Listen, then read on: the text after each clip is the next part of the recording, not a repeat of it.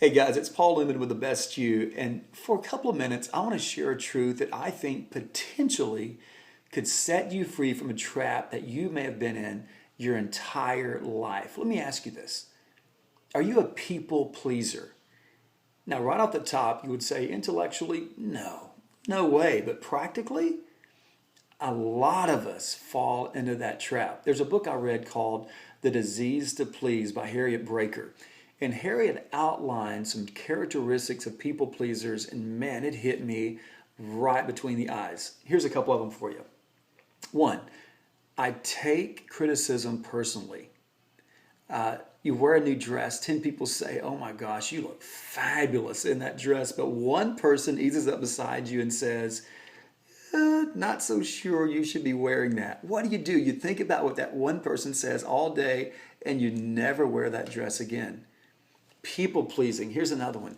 You have an extraordinary fear of rejection. I'll act the way you want me to act. I'll say what you want me to say. I'll be the type of person you want me to be, but just don't reject me. I just want your approval. What about this?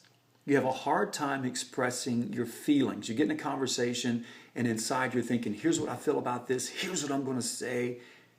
But you don't say it because you don't want the person to be upset with you. You walk away, you're resentful on the inside and mad because you didn't say what was on your mind because we're in that trap of people pleasing. Or maybe this, you have a hard time saying no.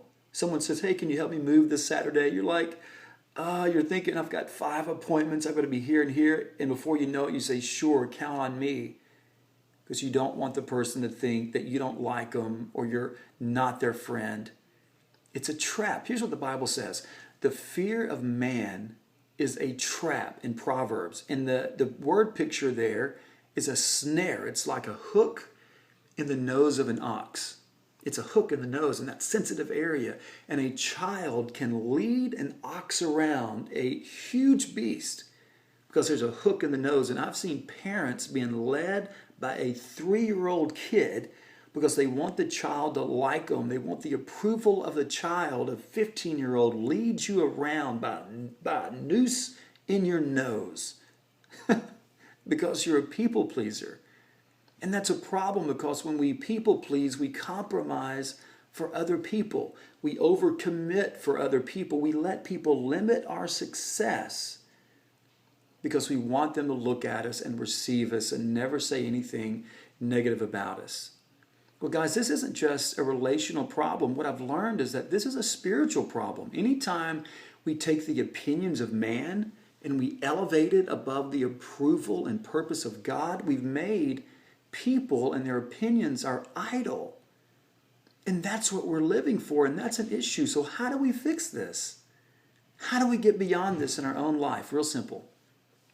The fear of God is the antidote to the fear of man. The fear of God, the reverence and awe of God. When someone wants you to compromise in that moment, if you can make God bigger than their opinion, if God suddenly becomes big and he's close to you, in that moment, the opinions of man become very, very small. Guys, be free from that trap.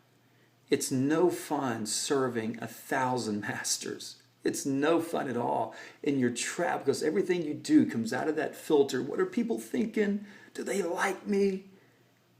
Be free of that. Fear the Lord. You already have his approval. He loves you just the way you are. He's created you for greatness. You're beautiful in his eyes. Be you. Be the best you and live out loud. Live in color and stop worrying about what people think. Be free of that. Don't be a people pleaser. Have a great day.